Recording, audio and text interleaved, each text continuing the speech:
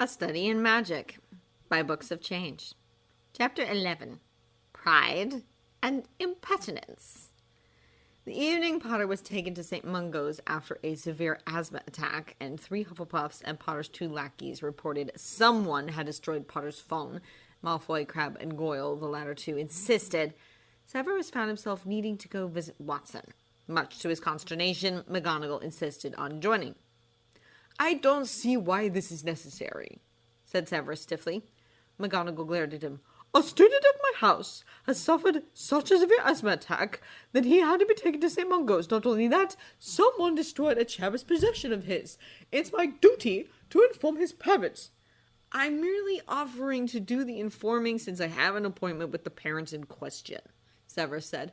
"I appreciate the offer, but no," said McGonagall. "That is my responsibility. If anything, one can argue you need not go, as I have greater reason to be there." Thus finding himself without a ground to stand on, Severus could only fume to himself. He was still quietly grumbling when they appeared in front of the door leading to Sherlock Holmes and Dr. Watson's upstairs flat. It had become a comfortable ritual of his, apparating in front of this door every week.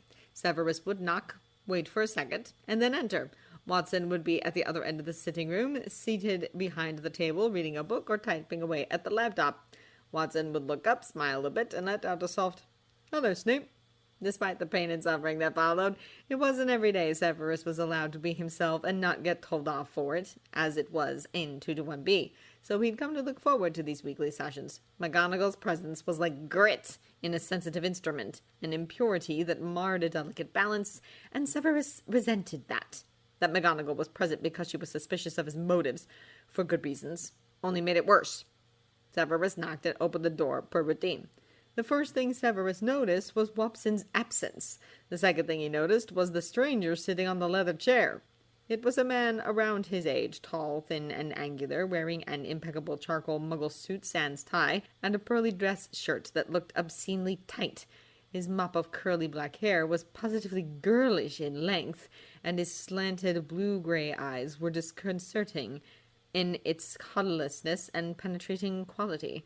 Rather than asking who Severus was or why the 2 of them were here, the man raked his eyes up and down the 2 of them. "Mr. Holmes," greeted McGonagall. "Professor McGonagall," said Sherlock Holmes in a condescending way only those born of privilege could imagine. "And Professor Severus Snape, I presume." Severus nodded once as he folded his arms, fully prepared to aid the man for all eternity and beyond. McGonagall squared her shoulders. "Mr. Holmes, I'm afraid Mr. Potter—" "Watson," Holmes interrupted. "His name is Harry Watson. Why he has to curtail himself to fit your world's insipid expectations, I can't even imagine. But at least here call him by his actual name." It took Severus a good deal of effort to not let his jaw drop. Did this man just... "My apologies," said McGonagall stiffly. "Mr. Holmes, your son, Mr. Watson, was taken to St. Mungo's Hospital to get his asthma treated." "Exercise-induced." "Yes. How did you—" "Please," Holmes sneered. "Harry engages in high-velocity sports in open air in the middle of January in Scotland. What else could it be?" For a while, McGonagall just stared at Holmes, her mouth the thinnest of thin lines. Severus just concentrating on keeping his jaw in place as he stood galvanized at Holmes' sheer disregard. "Mr. Holmes," McGonagall bit out, "your son was taken to the hospital." Holmes raised an eyebrow. "And aren't you worried?" McGonagall demanded. "What for?" said Holmes. "Is worrying going to help him any? The treatment has already been administered, and success is expected, otherwise you wouldn't be this calm. The main purpose of your visit can't be just to relay this information, otherwise Professor Snape wouldn't have accompanied you.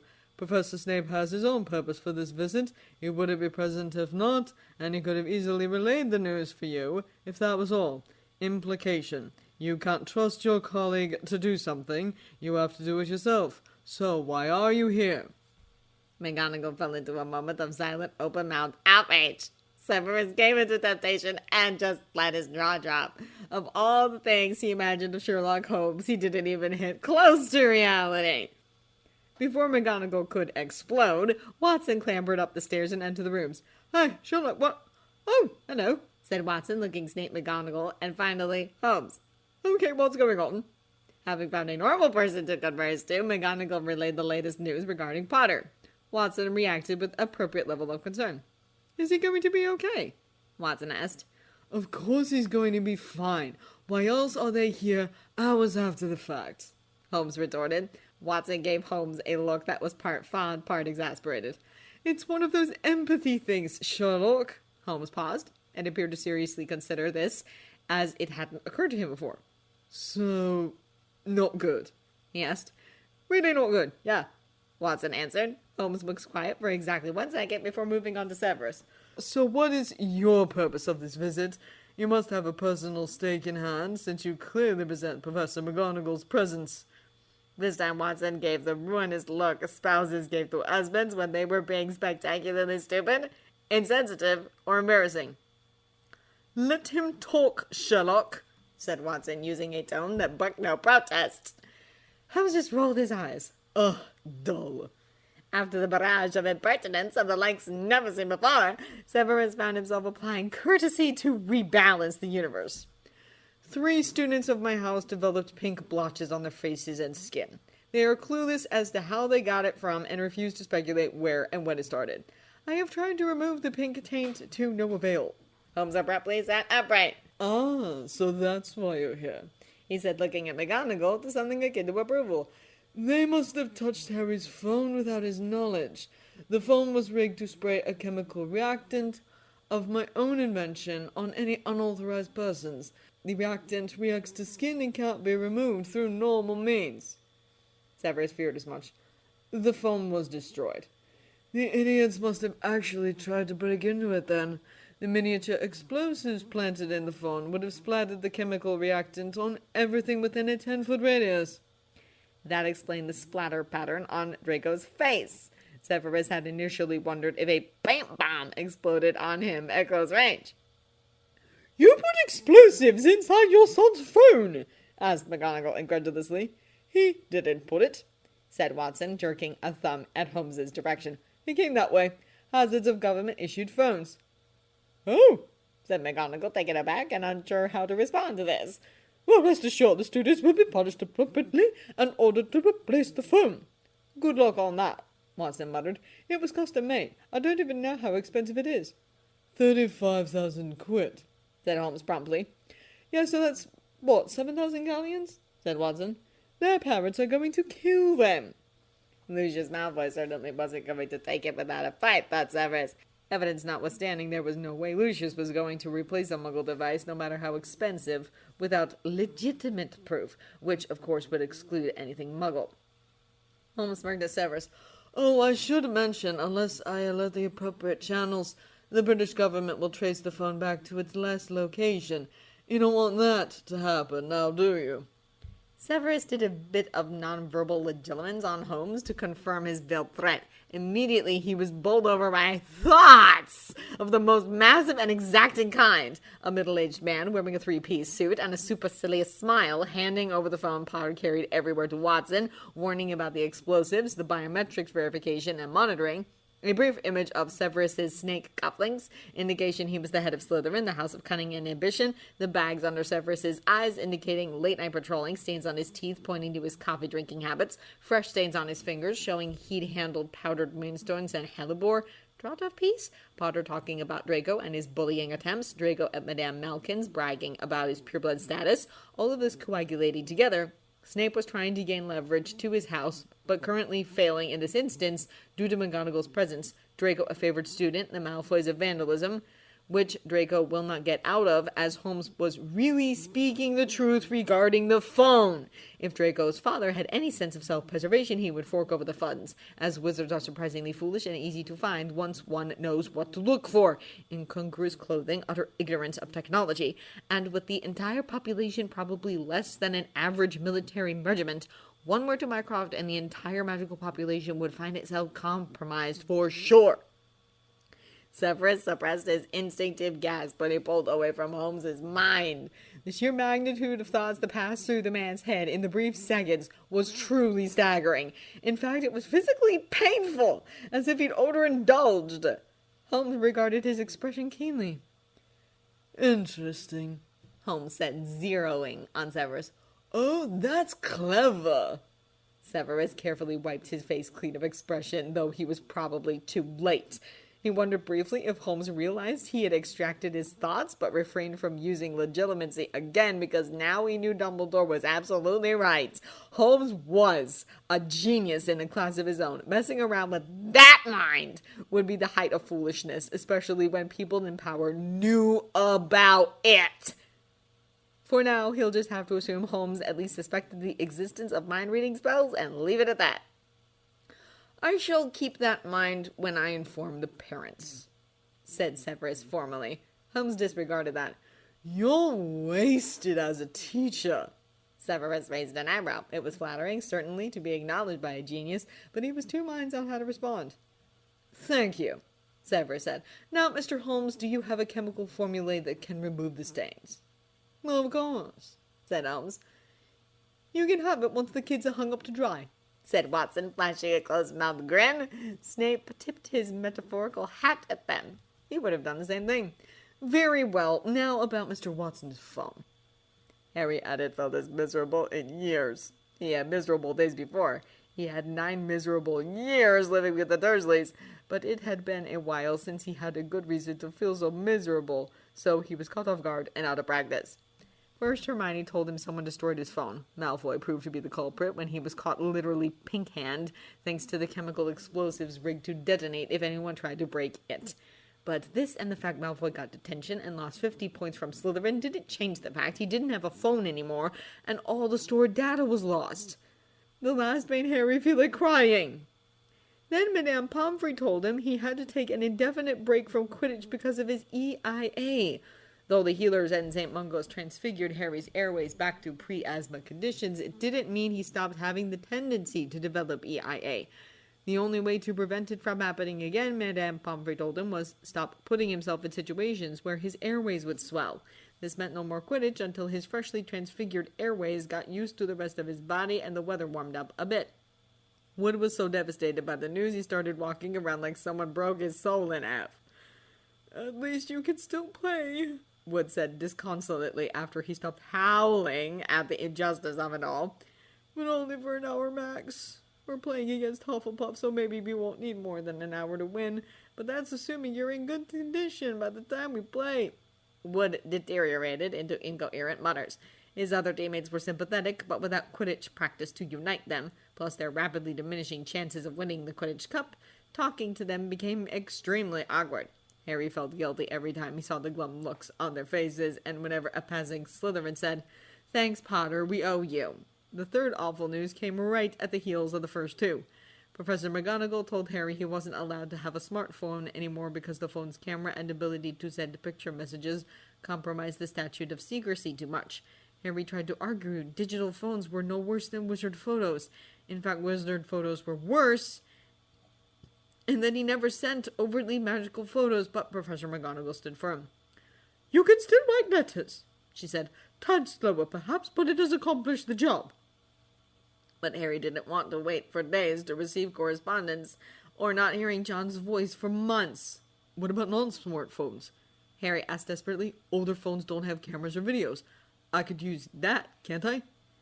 Professor McGonagall pursed her lips. I suppose that's permissible, she said at length, but you must show me and Professor Burbage on your phone before you're allowed to use it. Harry sent a quick note to John via Hedwig, who was very eager to deliver the letter, pleading for a phone that could only call and text. The wait was horrible.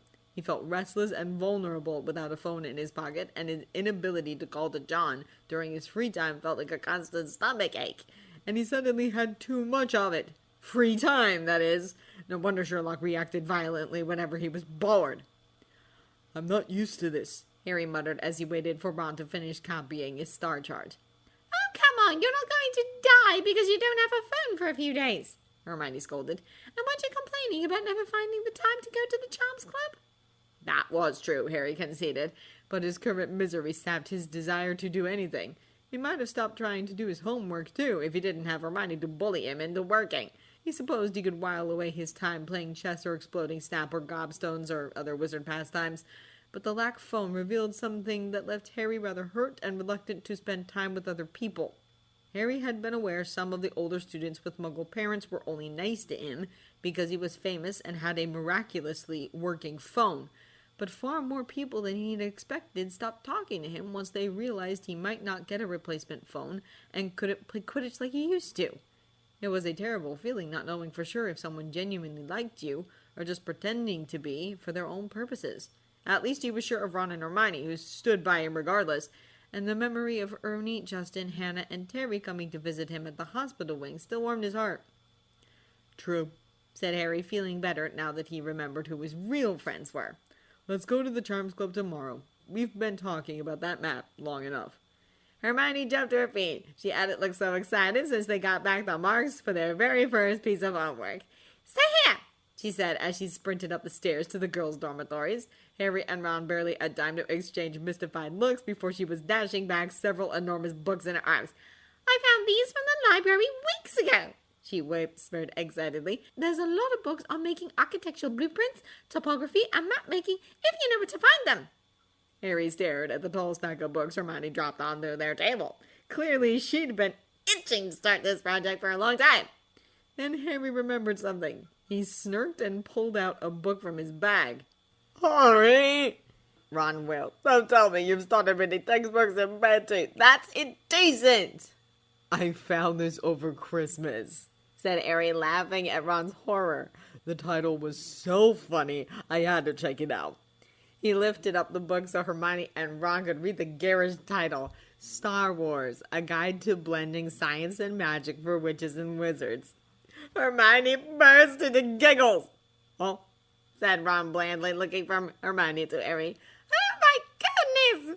Where did you find it, Harry?" Hermione said between giggles. "The Muggle Study section," said Harry. "There's a bunch of books just like it. There's one on Star Trek, The Matrix, and Hitchhiker's Guide to the Galaxy. Half of the stuff is rubbish, but it does tell you how to create magical holograms." Hermione was fascinated. Ron, of course, still looked lost at sea. "What's a hologram?" he asked. "Let me show you. I worked out the charm last week." Harry drew his wand and muttered the incantation. Ron and Hermione let out a gasp when a ghostly 3D image of their faces sprung out of his wand tip. "That's amazing!" exclaimed Hermione. Then she snatched the book away from Harry and started to read furiously. "I thought we could use this charm for the map," said Harry, grinning as Ron made funny faces to his holographic self. "We just have to figure out how to put the charm on a parchment or something." "Sure beats drawing it by hand," said Ron, grinning back. "Wait till I show this to Fred and George." Next month was the happiest Hermione had been. It was as if all her wishes had come true. John and Sherlock wrote back within a week. The note said it was going to take a month until they could get the replacement phone ready for a magical environment. Apparently, there was a direct correlation between how long John possessed a phone and the phone's ability to cope with stray magic in the air, a month being the minimum for a place like Hogwarts. Harry was very disappointed. "I bet you $1,000,000 Sherlock tested every angle." He confided to Hermione. "How long you have to keep it, which model works with magic faster, if you have to keep it always or just using it normally is fine, and if engraving makes any difference." "I'm surprised you could enter Diagon Alley. I mean, that's where he must have tested everything, right?" said Hermione. Harry's wry smile couldn't quite reach his eyes. "Oh, he would have found a way, if he didn't get himself banned afterwards." Thus left without Quidditch consumed to his evenings or his phone to distract him, Harry directed their collective attention to the Charms Club and making a map of Hogwarts. The Charms Club was wonderful. Members were allowed to experiment as much as they wanted, as long as an upperclassman monitor or Professor Flitwick was there to supervise. Professor Flitwick taught them how to embed charms on objects so they could project holograms off of them. They first practiced the holography charm on different things like their wristwatches, parchment, a hand mirror, the sharp end of their quills, and the tip Professor Flitwick's pointed hat on one memorable occasion. Then they started making holograms of various objects. Solid, immobile objects were the easiest, which made map making very simple. All they had to do was enchant their practice maps. Small squares of parchment folded twice, for now. when the halls were empty.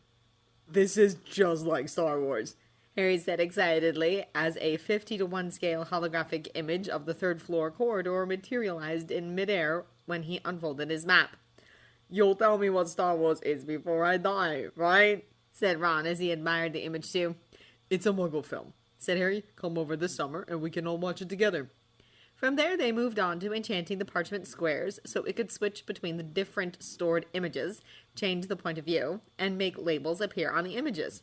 This required them to learn how to make different charms work together, a delicate operation Harry picked up very quickly. Wouldn't it be great if homework was this fun? Ron said gleefully as he made the words "food" flash on top of the holographic image of the painting that served as an entrance to the kitchens.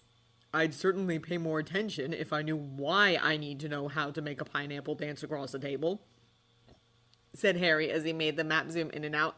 Let's try stacking the floor plans on top of each other this time. I know just the thing, Hermione said eagerly. Ron and Harry whooped and cheered when she made the image of ground floor appear on top of the image of the underground floor. As she watched the boys try it themselves, Hermione couldn't help but think how unthinkable the current situation was 2 months ago, and how much she desperately wished it would continue. As far as she could remember, Hermione wanted a friend with whom she could be as brainy as she wished. Hermione had hoped Harry would be that friend ever since he cast that very successful shrinking charm in the train and later turned his match into a needle in their first transfiguration class, the only one to do so. Unfortunately, Harry proved reluctant to talk about classes and homework for extracurricular purposes, leaving Hermione terribly disappointed. Then she overheard him discussing magic with Sherlock over the phone and felt betrayed. So Harry did like discussing magic, she had thought. He just didn't want to talk to her. He was just like everyone else.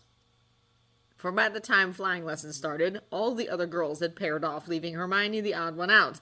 Not that it excused her behavior, but Hermione had reacted mostly because she wanted Harry to notice she was as lonely as poor Neville, whom he clearly cared enough to check if he was back in the tower, and made sure he was included when the first-year boys played Muggle ball games. Really, when Harry didn't tell her what he was up to when she stayed up late in the common room because she was worried about him, it was adding insult to injury. Then, he didn't even ask if there was anything wrong when she stopped calling her parents. Ron calling her a nightmare no one could stand after a month of unbroken silence was the final straw that broke the floodgates. The misery of the thought she was destined for 7 years of loneliness was what drove Hermione to the girls' toilet crying. That no one came to check, never mind she said she wanted to be left alone, and made her even more miserable. Then the troll came in, and all Hermione could think was, "This is just not fair!" before succumbing to mindless terror. Who would have thought Ron and Harry, of all people, would think of her after all that? Who would have guessed they would end up as friends afterwards, or that they would play with magic as they were now? It was all so marvelous! But it wasn't going to last, Hermione thought sadly. They would soon finish making the map. Harry would get his new phone and go back playing Quidditch.